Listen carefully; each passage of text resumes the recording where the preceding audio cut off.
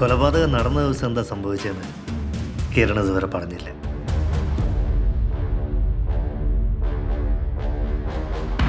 ഞാനും സ്നേഹയും പ്ലാൻ ചെയ്ത് റൂബിനെ കൊല്ലാനായി കാത്തിരുന്നു. അയാൾ പതിവ് പോലെ ജോലി കഴിഞ്ഞ് ഫ്ലാറ്റിലേക്ക് എത്തി. അയാൾ അകത്തേക്ക് കയറുമ്പോൾ കണ്ണിപ്പെടാതിരിക്കാൻ ഞാൻ ഉള്ളിലേക്ക് മാറി നിന്നു.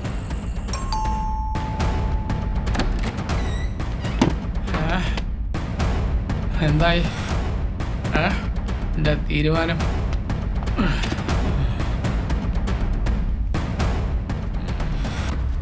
എന്താ മോളെ കേട്ടില്ലേ?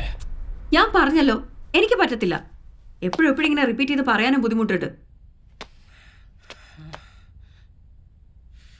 ഇവിടെ IPL നടന്നോ?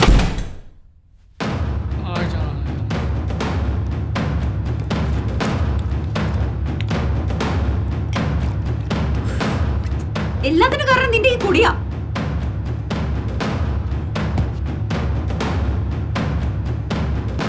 നാളെ നീ ജീവന്റെ കൂടെ ചെല്ലാന്ന് ഞാൻ വാക്ക് കൊടുത്തിട്ടുണ്ട്. കടം തീർക്കാൻ വേണ്ടി ഭാര്യയെ കൂട്ടിക്കൊടുക്കാൻ നിനക്ക് നാണമില്ലേ? ഇല്ലടി, എനിക്ക് നാണമില്ല. ഇത്രയും നാളെ നിനക്ക് എന്റെ കൂടെ ജീവിച്ചിട്ട് മനസ്സിലായില്ലേ? അത്രയ്ക്ക് നാണെങ്കിലേ നിന്റെ കൂടെ കൊണ്ട് നടക്കുന്ന കുറെ പെണ്ണുങ്ങളുണ്ടല്ലോ, അവരെ കൊണ്ടേ കൂട്ടിക്കൊടുക്ക്. നിനക്ക് അവളെ പറഞ്ഞത് സ്വന്തമല്ലേ? സ്വന്തം ഭാര്യ എന്നോട് ചെയ്യുന്നതിന് ഒരു കുഴപ്പമില്ല. നീ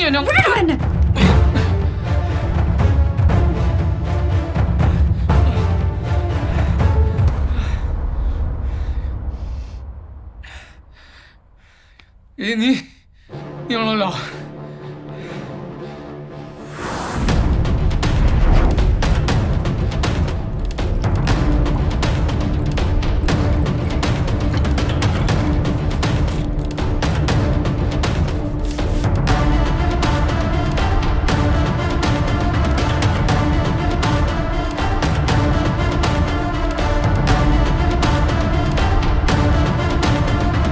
അവൻ മയങ്ങിയെന്ന് മനസ്സിലായപ്പോൾ ഞങ്ങൾ പ്ലാൻ ചെയ്തതുപോലെ കാർ എടുത്തിടാൻ ഞാൻ പുറത്തേക്ക് നടന്നു.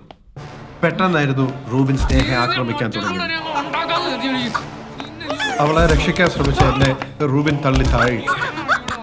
കയ്യിൽ കിട്ടിയ ഫ്ലവർ വേസ് എടുത്ത് അവന്റെ തലയ്ക്ക് ഞാൻ ആഞ്ഞടിച്ചു. സ്നേഹ സ്നേഹ ഒന്നുമില്ല, പേടിക്കണ്ട. ഞാൻ പോയി വണ്ടി എടുത്തിട്ട് വരട്ടെ. ഓക്കെ.